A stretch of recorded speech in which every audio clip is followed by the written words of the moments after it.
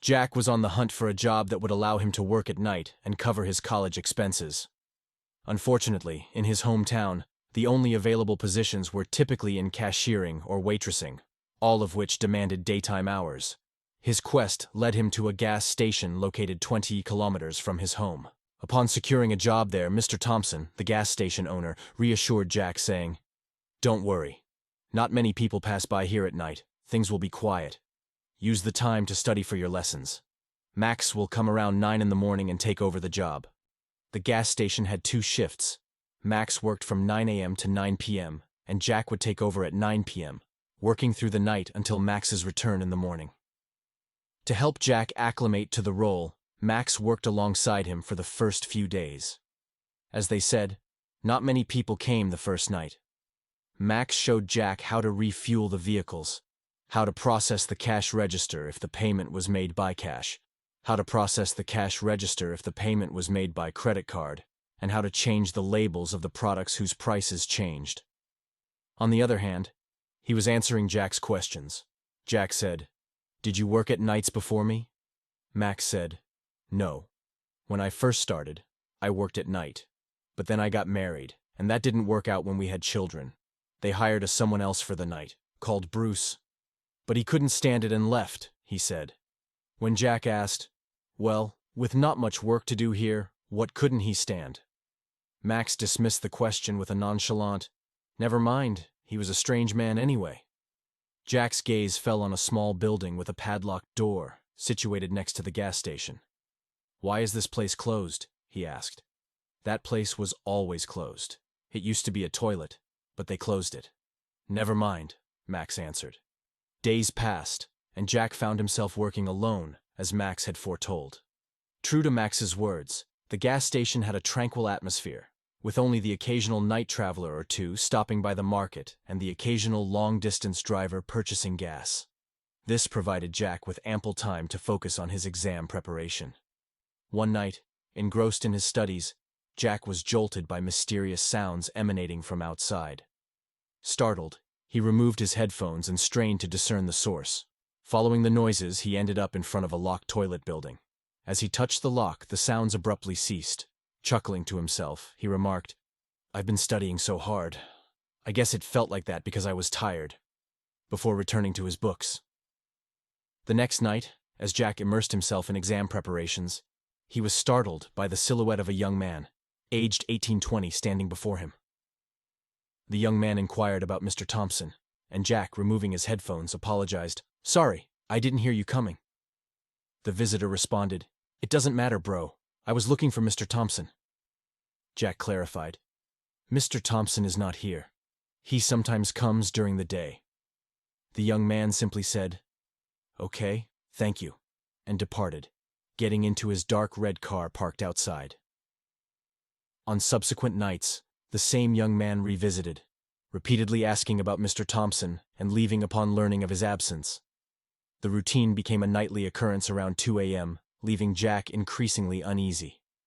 One night, engrossed in his studies, he was again startled by sounds emanating from outside, echoing from the disused toilet building, just like before. Taking precaution, Jack grabbed the large shoehorn from the edge of the table and cautiously approached the source of the voices. His heart raced as he neared the locked toilet door, discovering the same young man from the previous encounter standing in front of it.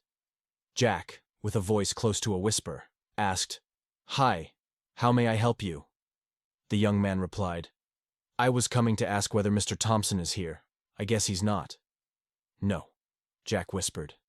The young man nodded, expressing his thanks, and hurriedly dashed to his car before driving away swiftly.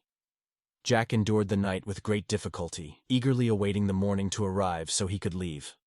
When Max arrived for the shift change, Jack quickly recounted the unsettling events. He explained that someone seemed fixated on Mr. Thompson, and he was considering informing Mr. Thompson about it. Max strongly discouraged him, revealing, "That's why he fired Bruce before you," despite Jack's persistent inquiries. Max refused to share more details. On his way home, Jack mulled over the troubling information. He wanted to discuss it with Mr. Thompson, but feared jeopardizing his job by bringing it up. These thoughts lingered, preventing him from attending classes that day. His streak of misfortune continued when, in the evening, his mother fell ill, requiring a trip to the nearest hospital. As the procedures and additional tests extended the time spent at the hospital, Jack realized he wouldn't be able to make it to work. He called Mr. Thompson to explain the situation, but the response was harsh. Mr. Thompson angrily asked, "Why didn't you let me know earlier? Call Max. Ask him to replace you tonight." When Jack admitted he didn't have Max's phone number, Mr. Thompson hung up abruptly, saying, "Okay, I will call. Don't do anything." Uneasy, Jack contemplated whether to call again, but what could he say? Soon, his phone rang with an unfamiliar number. Answering it, he recognized Max's voice. Max explained that his wife had left town for a relative's funeral, leaving him with the children. When Mr. Thompson called for the night shift, Max couldn't accept as he couldn't leave the children alone. Max added, "Mr. Thompson is obviously very angry with us. Come early in the morning so we can apologize." Jack embarked on his journey early in the morning, the sun yet to rise. Determined to talk to Mr. Thompson and apologize, he took a shortcut to the gas station. The road wasn't pedestrian-friendly, but with only a few vehicles passing by, Jack pressed on. Suddenly, a vehicle's horn blared from the opposite direction, startling him. Looking up, he saw the familiar dark red car on the side of the road, its driver burning rubber. It was the same young man who inquired about Mr. Thompson every night. The young man greeted, "Hello, bro?"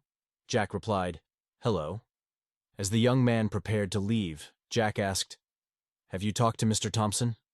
The young man didn't answer and drove away. Upon reaching the gas station, Jack was met with an alarming sight: an ambulance and a police car stationed in front.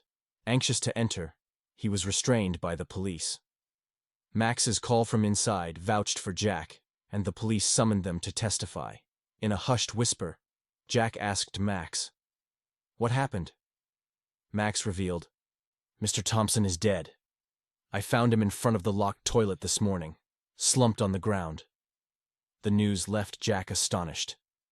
During the police investigation, an officer discovered something on the old computer and called the chief. Pointing to an old newspaper article on the screen, the chief asked Jack and Max, "Did you know about this?"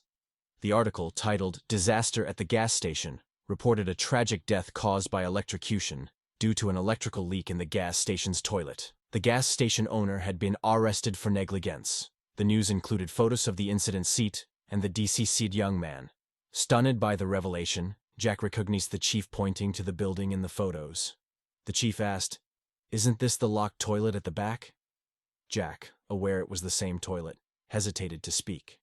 While Max affirmed with a yes, Jack grappled with a revelation. The person in the news, the young man who lost his life, was the same individual who frequented the gas station, the one Jack had seen in his car and exchanged greetings with on the way there. If you enjoyed this video, don't forget to subscribe to our channel for similar content.